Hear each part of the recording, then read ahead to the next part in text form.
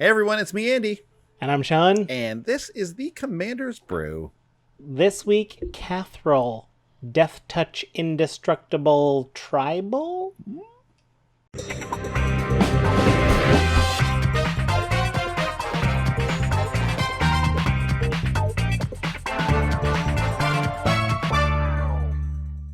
Hey everyone, thanks for checking out the Commander's Brew here on YouTube. We got a brand new deck for you this week, and if you want to help us out, you know what to do. You just hit subscribe down below. It's the number one way to help us, and it's super easy. If you want to get involved a little more directly, and you want to actually donate to the show again directly, go to Patreon, patreon.com/commandersbrew. You can help us, keep the lights on, keep the show afloat. And in doing that, become a part of our Discord and actually help us brew these decks. Get in on the fun. It's a real blast. So check us out, patreon.com/commandersbrew. But without further ado, we're going to get into this week's deck tech. Sean, what are we working with this week? This is fun. This week we're taking another one of the Commander 2020 commanders, the Abzan 1 Kathril Aspect Warper. And we're doing a Deathtouch Indestructible kind of combo thing. Let me set the scene for you. Here's Kathril Aspect Warper. For 2 white, black, green, you get a 3/3 legendary Nightmare Insect. And when Kathril enters the battlefield, you put a flying counter on any creature you control if a creature card in your graveyard has flying. Repeat this process for First Strike, Double Strike, Deathtouch, Hexproof, Indestructible, Lifelink, Menace, Reach, Trample, and Vigilance. Then you put a +1/+1 counter on Kathril for each counter you put on a creature this way. That's a lot of counters. That's a lot of keywords. A lot of counters. Notably, haste isn't on there, but that's like all the ones that we care about. Now, the most sensible thing is probably to just be like, what are the creatures with the most keywords on them? I want to put those in my graveyard, and I want to have Kathril give all the keywords to different creatures and spread it around. It's not what I went with. I feel like that's kind of the obvious brew, Sure. and a lot of the pre-con kind of points you in that direction. I wanted to focus mostly on, pick 2. We had a long discussion in the Discord of like, which 2 are the most inspiring, right? Hexproof Indestructible was on the table. Deathtouch and Trample is on the table because of how that interacts. Deathtouch and Double Strike was on there as well, but we ended up splitting the difference. Again, other keywords sneak in here, but the 2 we're focusing on are Deathtouch and Indestructible. And then we're going to leverage that with like wicked combat stuff. So yeah, that's kind of the gist of what we're doing. Should we I got some pre-neat moves, just some basics. Okay, right? Sure. Let's talk about these before, because this isn't maybe not the neatest of moves, but are just necessary things, or are vegetables almost. Sure, vegetables, right? So we're going to want Kathril to come into play more than once. Right. So we're going to be happy to put Kaya's ghost form on Kathril. I'm going to enchant the creature for 1 black, and when enchanted permanent dies or is put into exile, the new commander rules will see Kathril die before we put Kathril back in the command zone if we wanted to. But in this case, we wouldn't anyway, because we'll get to return it to the battlefield under your control. So we get to get another instance of putting out a bunch of counters. We can stack them all on 1. We can spread them around. We can give the relevant ones to the relevant creatures that matters. Another vegetable in the deck, this is what this card was made for, is the Ozolith. It's 1 mana for a legendary artifact, and if any creature leaves play that we control that has counters on it of any type, Ozolith holds those counters, put them on the Ozolith, and then at the beginning of combat, I can empty the Ozolith of counters and put all of those counters on any creature I want. Great. I'm going to keep these counters rolling. That means like it doesn't matter if any creatures die. Like, we're just going to keep this thing rolling. So Andy, why don't you go into a couple of just great examples of some Deathtouch creatures that we're happy to have in the yard or otherwise. Great. Mire Triton is one that pops to mind right away with this strategy. 1 and a black for the 2/1 zombie merfolk. It has Deathtouch, and when it enters the battlefield, you mill 2 cards and you gain 2 life. So this is fun because in this version, if you're watching, just a quick note, is that this is the Jumpstart version of Mire Triton. So the word mill is actually written right on there, whereas I believe the previous version did not have that.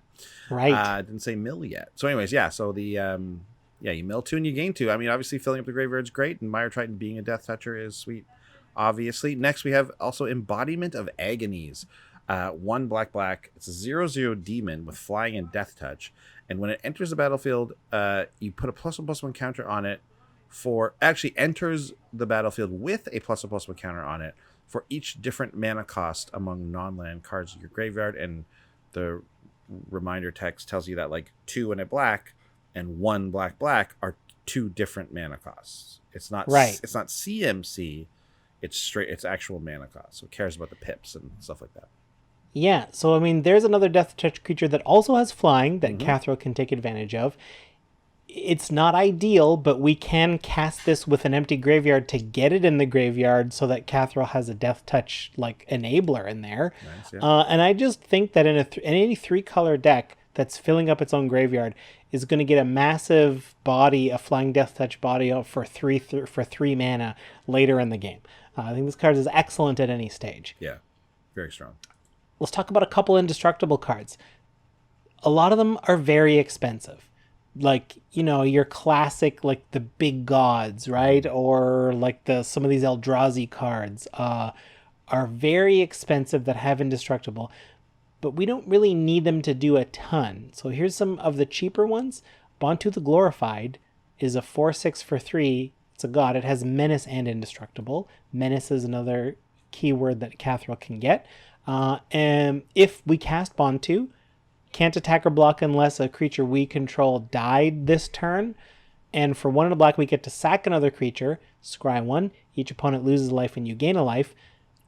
We're happy to sack Kathril if we've got Kaya's Ghost form on. There's lots of ways. Or I'm just happy to have Bontu in the graveyard. Here's a card I probably want in the graveyard all the time is Phylactery Lich. Black. 5/5 Indestructible zombie. Again, if it's in the graveyard, I just care that it reads Indestructible. As it enters the battlefield, put a Phylactery counter on an artifact you control, and when you control no permanents with Phylactery counters on them, sacrifice Phylactery Lich. I do not recommend putting that counter on the Ozolith because we don't want to make Ozolith any more appealing to destroy. But couldn't you then move the Phylactery counter off of the Ozolith with its own ability?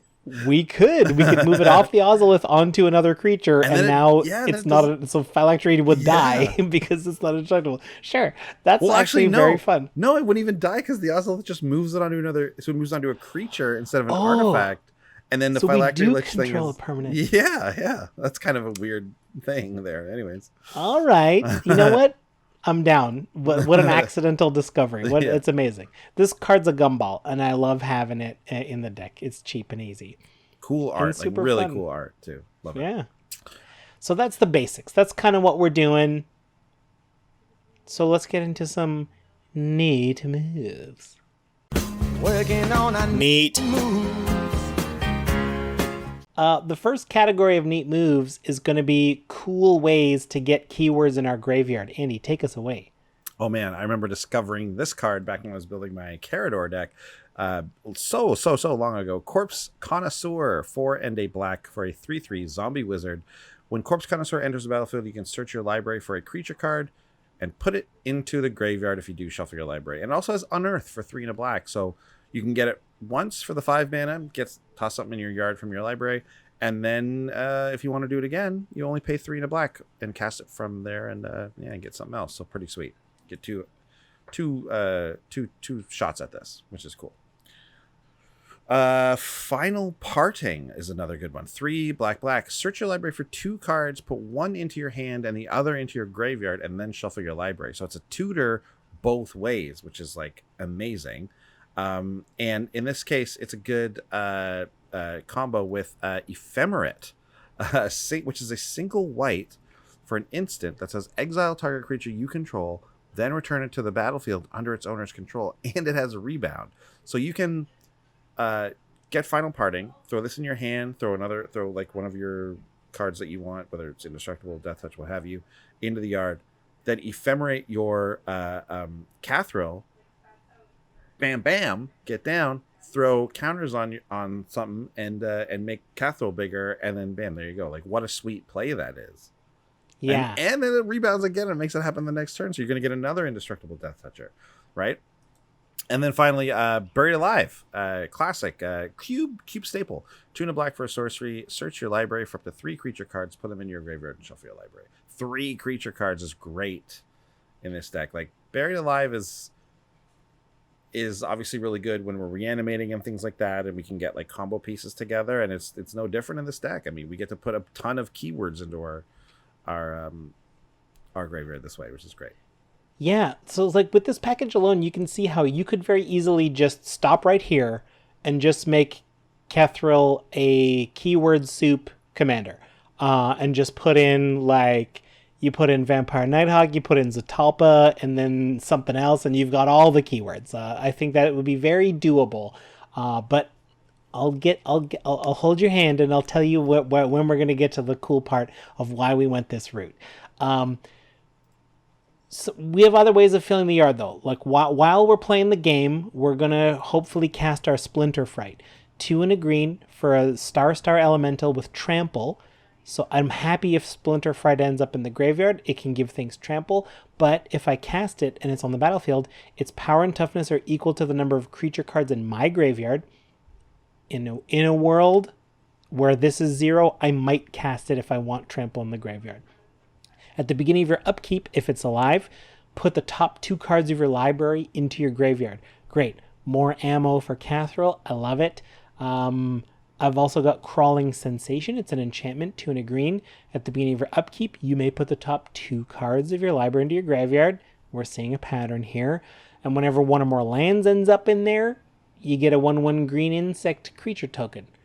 Creature tokens with Deathtouch and First Strike and they're make for great defense if we can get Deathtouch on them. I'm probably going to put the other keywords elsewhere, but I'm happy to give a token Deathtouch. Nyx Weaver, 1 black green 2/3 reach. At the beginning of your upkeep, top 2 cards into the graveyard. We could be putting 6 at a time. I mean, there's a certain point where you're like, I can't afford to put that many in. It's too many. But with Nyx Weaver, we can pay 1 black green and exile Nyx Weaver to return any card from our graveyard to your hand.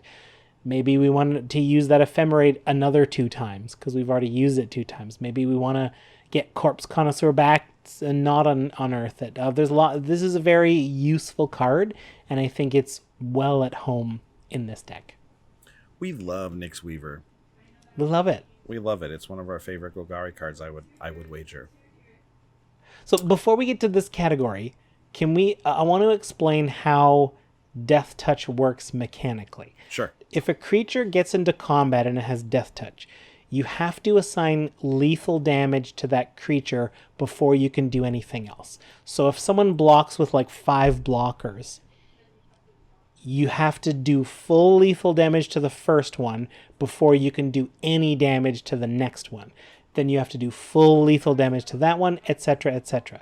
But if you have Deathtouch, it treats every point of damage as lethal damage. So if you're blocked by 5 creatures and you have 5 Deathtouch power, you will assign 1 to each of them.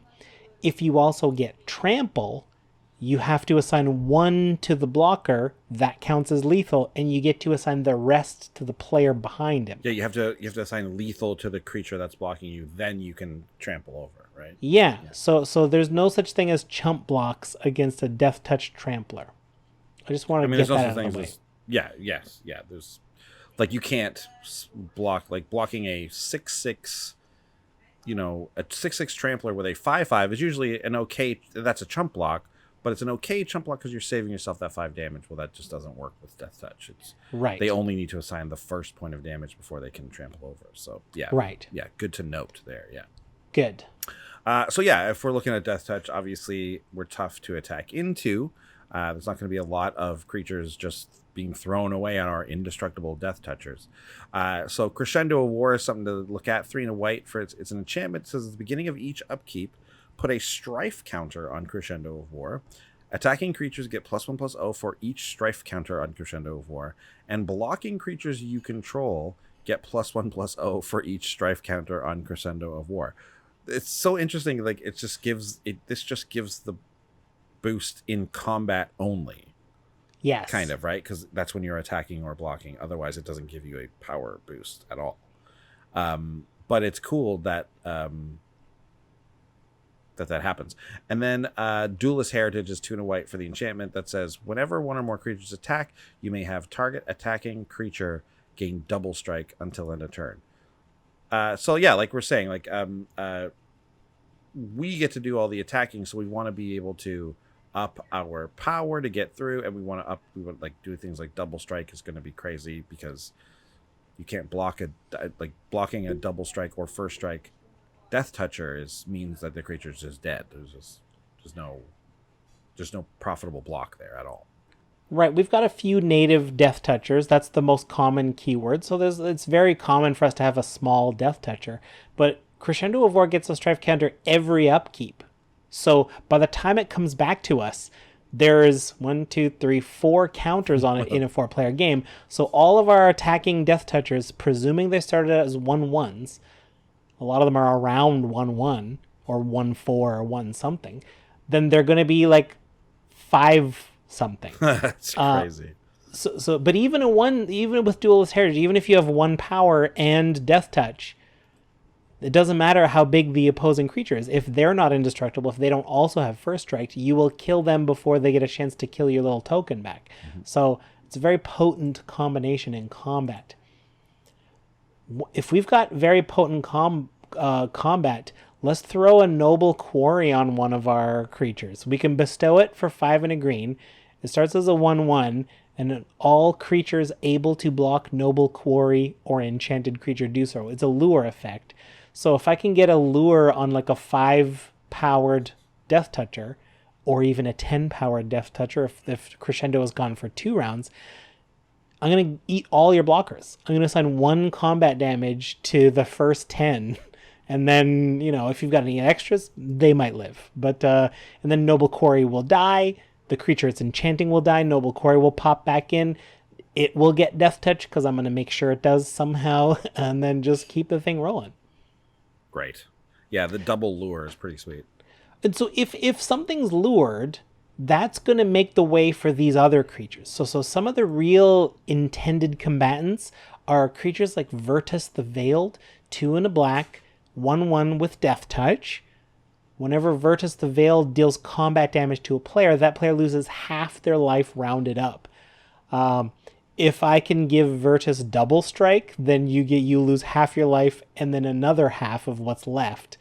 And if I've got a lured creature, then you can't block Virtus. You have to kill the lured creature to even be allowed to block Virtus.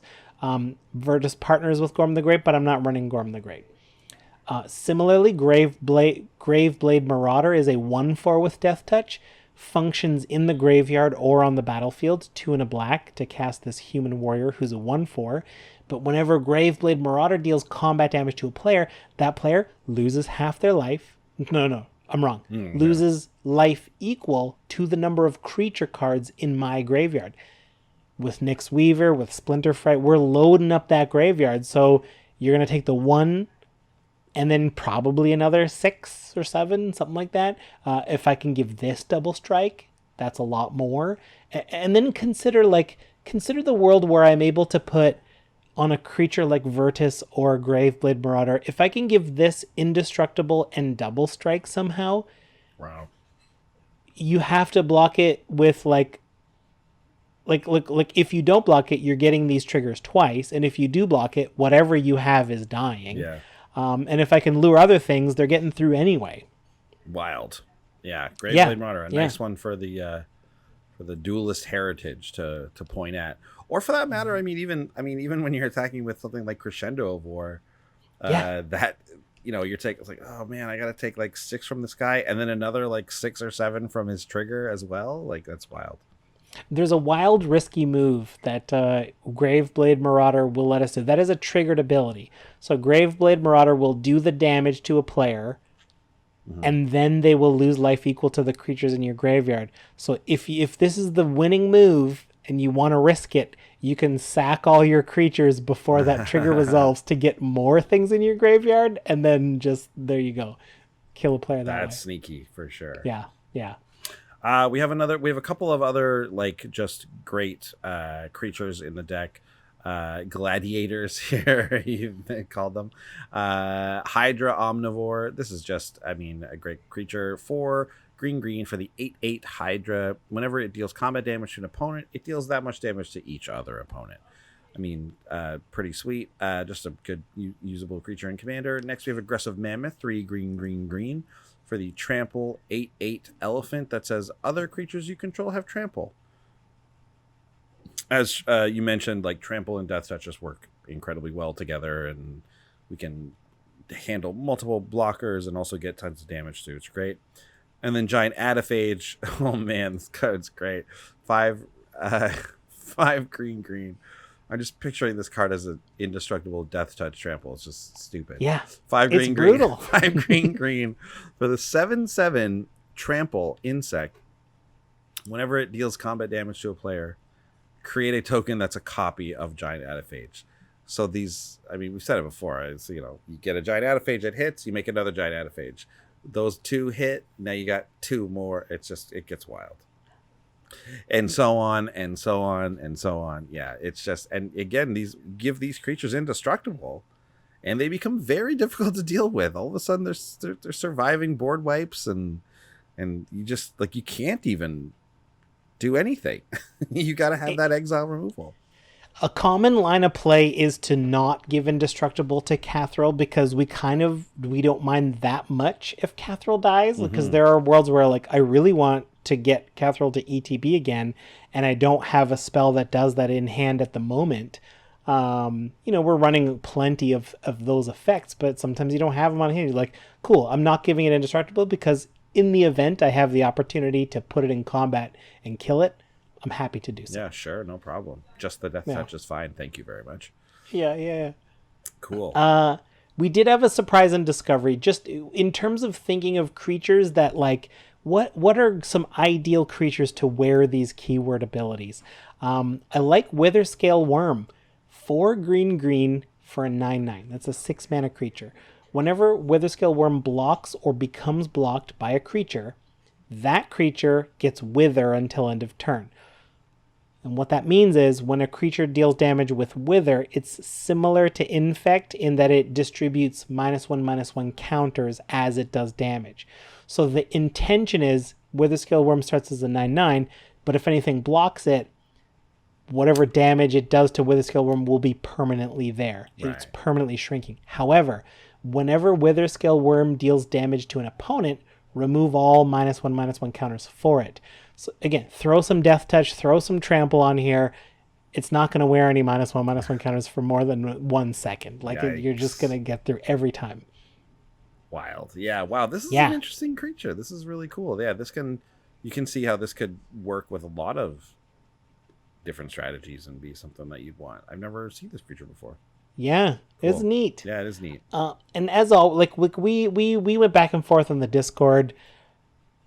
This was a tough deck to brew because there's such a fine balance of, you need creatures with keywords, you need ways to get them into the graveyard, you need ways to bounce Kathril, you need, like, there's lots of moving parts. Can't thank the Discord enough for throwing so many suggestions our way. Chiefy, Pips Don't Lie, Lulwhat, Papadio, Seth, Neomaxis, Dino Pirate, Brave Sir Robin, Doomfrog, Axel, Mondo, Beppo, Magic Sphere. Special shout out to Beppo's niece, whose favorite card is Aggressive Mammoth, that gives us all the creatures. Trample, excellent one there. Thanks, gang. If I left anyone out, I'm so sorry. That thread goes fast and furious. It is, if you only got in there for a card, it's possible I missed you. Yeah, it's a lot of fun. So you've given a shout out to the Discord helpers. Let's get to the budget report. We're gonna take all the cards and we're gonna give them all Deathtouch. We're gonna give every card Deathtouch, every card Indestructible, and then we're gonna put it in a vending machine, and whichever ones turn into products, but they're indestructible, so we get them back, and those products immediately die. It makes sense in my head. Yeah, okay, makes sense. Great. You can buy this deck for $50 on TCG Low. Nice. Tons of fun. If you want to go for the mid, I mean, it says it's about 108, but like I've seen it quoted at like from around 80 to 108. Okay. Anyway, that's about average. $50 for the cheap, $100 for the full price. The most expensive card is $8. Commander's Brew preview card from Commander 2019. Oran Frostfang, 3 green, 2/6 snow creature snake. Attacking creatures you control have Deathtouch. It's perfect for this deck. Whenever a creature you control deals combat damage to a player, draw a card. It's amazing with double strike. It's amazing just with a team of things. This is a Kathril's lieutenant, because if Kathril can't give those counters around, Oran Frostfang makes sure everyone has them anyway. It's excellent, and it's well worth the $8. Yeah, it's nice to see our guy be so good, really. This card's really great. I think overlooked in my own brewing, I know, but I wonder if other people are using it as well. I mean, I guess it has. The price has gone up on them, right? It wasn't. It's those Commander exclusives, yeah. Right? All those Commander originals, if they're at all good, the price just skyrockets. Yeah. Great card. So, would you say that you this is worth keeping it at $8? I'm on the fence here. Tough, like it's it's tough. fun. Like it's so good. I kind of feel like it. What's your mood, right? Like if you want consistency, leave it in.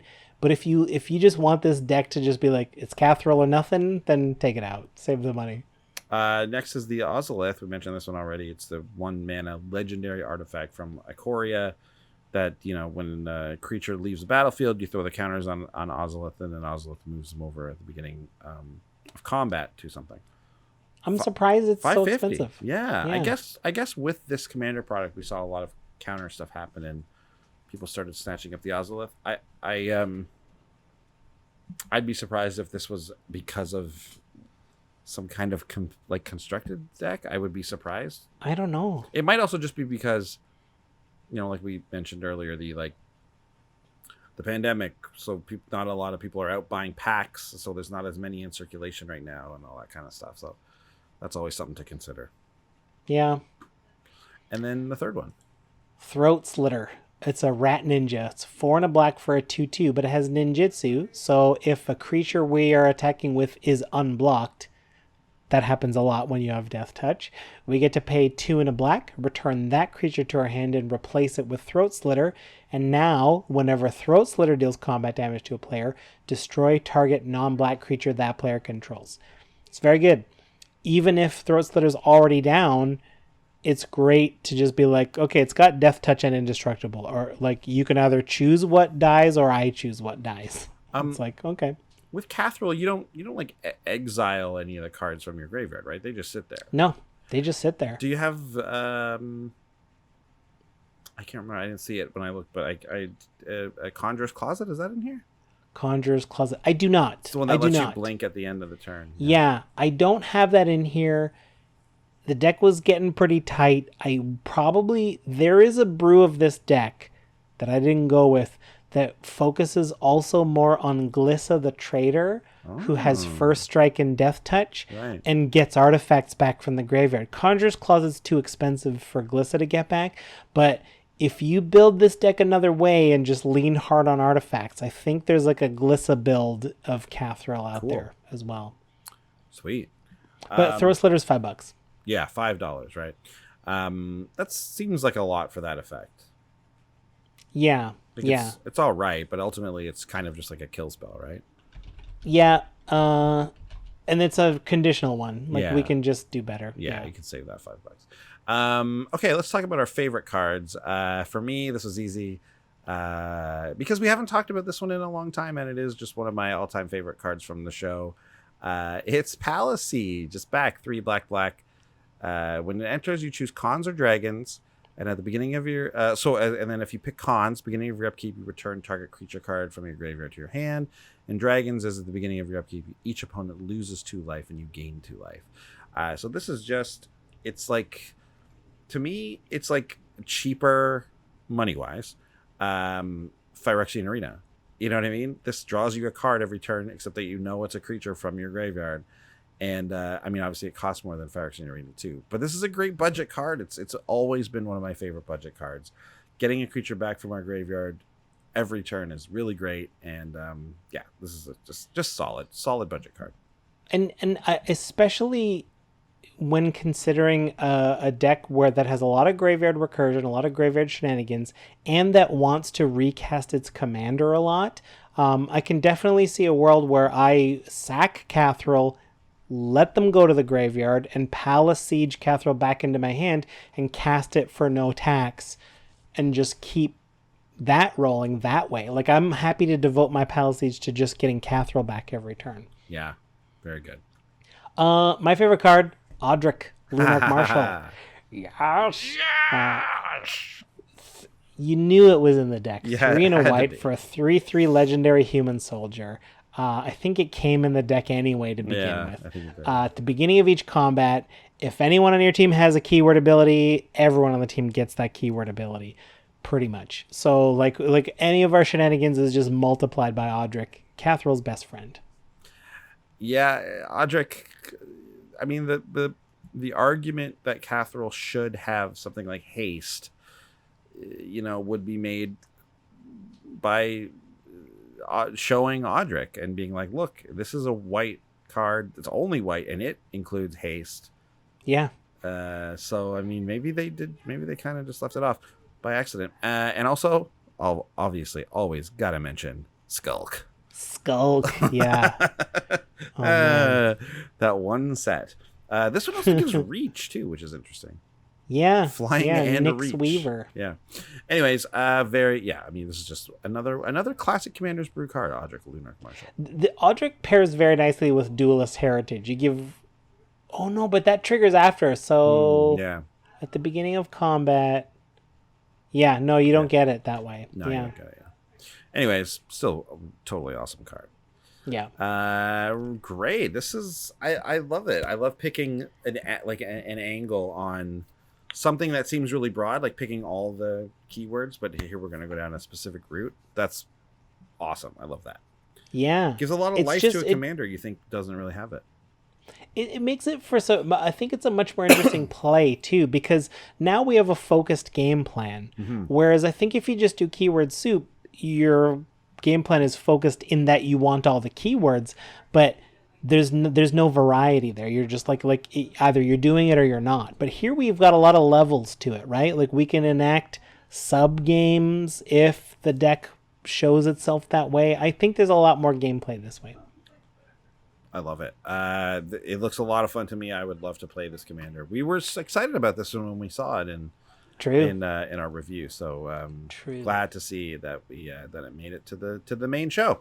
Yeah. Well, thanks everyone for watching and listening again this week. We'll be back next week with another brew for you. Again, remember if you want to pick up some cards and you need a little delivery, if you're inside of Canada, check out wizardtower.com. The Wizard Tower, and use our coupon code to get a little percentage off your singles order there. And if you're outside of Canada, check out TCG Player and use our affiliate link, because if you make an order, if you follow that link and then buy any of the cards that are either from that deck list or anywhere else on the site after you follow the link, we will get a little slice of that as well. So that's just another way, another couple ways to help support the show. Thank you so much, everyone, and we'll see you next time. Bye. Bye. Thanks for watching. If you love what we're doing, consider supporting the show by going to patreon.com/commandersbrew. And if you want to get any of the cards from our deck list, go to our TCG Player affiliate link below. That helps us out too, and for a free way to help us out, consider sharing the show with some friends. Like and subscribe, add a comment or two. See you later. Bye.